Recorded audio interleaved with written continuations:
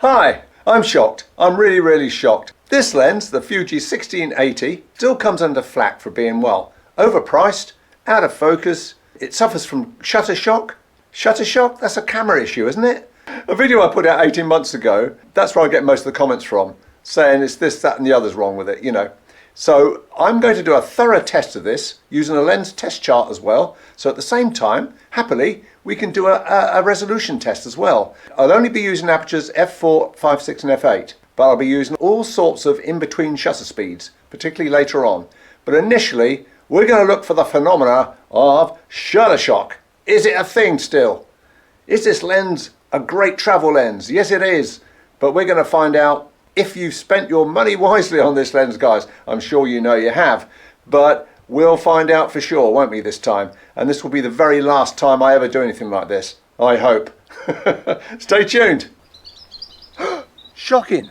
If it's the lens, could it be the OIS, the optical image stabilization, or with the aperture system? Or could it possibly be in the camera shutter itself? There's a clue there somewhere. Shutter shock. That's the shutter then, isn't it? Not the lens. I mean, is it happening with other lenses?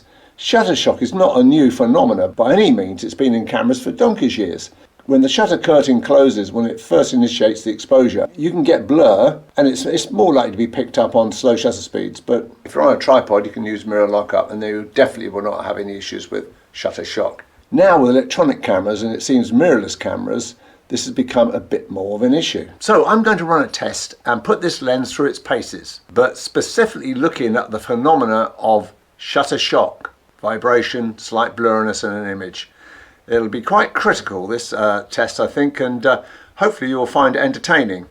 No, boring. I'm much more interested in taking photographs than pixel peeping, as I've said before. For my initial shutter shock shake test, I'm using a lens resolution chart with the XT3 camera on a tripod and with a 2-second self timer.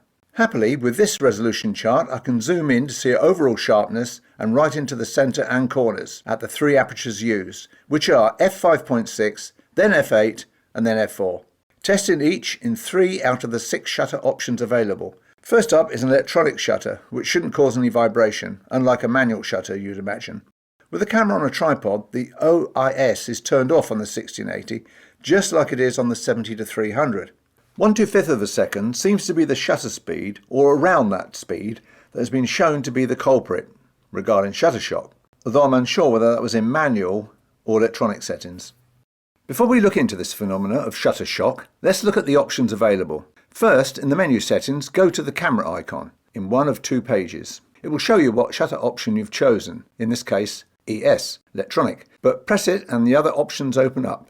But for the purpose of this test, I did use EFE2, which is electronic front curtain shutter. Reading the blurb below, you can see it says it can generate a high IQ. Look what it's done to me, I'm a genius. Here are the 3 other shutter options I didn't bother with. The last being EF plus ME, front mechanical and electronic. EF works until 1/2000. MS works when faster than 1/2000. ES works when faster than 1/8000. Faster shutter speed is 1/32,000.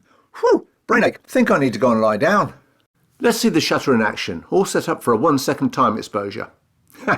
We'll be waiting here for a long time because it's just a simple on-off electronic switch, basically, so no moving parts. Next is electronic front curtain shutter. Yep, and you can see the mechanism working there. Lastly, manual shutter operation. And once again, you'll see the actual shutter moving. Okay, time to look out for any blurriness due to shutter shock. And we'll look at edge sharpness too in the process. Using an optical lens chart, of course, would give me plenty of opportunity to examine critical sharpness on the lens, and of course, if there's any shutter shock happening anywhere at any aperture or shutter speed. So the lens at f4, as you can see, is a little soft at the edges, but this is to be expected with a zoom lens, particularly at maximum aperture. But by f5.6 and f8, it improves radically.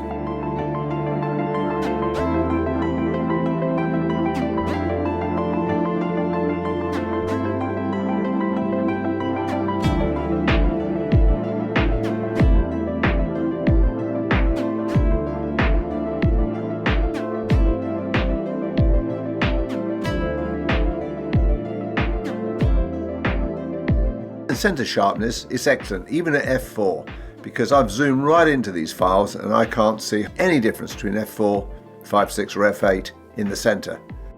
Here's the handheld shots with the same sequence as before. 1/25 of a second at f5.6, 60th of a second at f8, and 2/50th at f4. Electronic shutter first, followed by manual shutter. Also at the 16mm wide angle and the 80mm telephoto.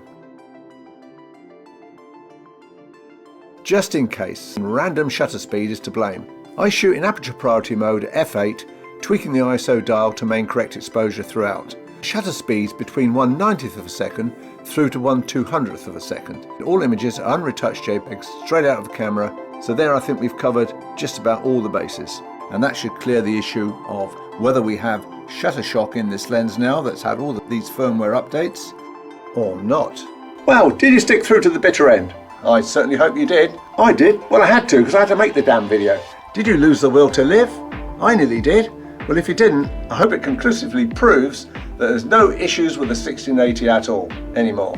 Great lens. In fact, my next video will be the 4 waterfalls in the Brecon Beacons, a hike that my wife and I did a couple of weeks ago, and guess what lens I used? Yes, the 1680, and it performed brilliantly, as it always has done. This lens is a fantastic lens, I think, really, for what it was designed for. It's a perfect travel lens. I hope you enjoyed the video and made it to the very end. If so, please subscribe, bash the bell, and I'll see you next time. Cheers!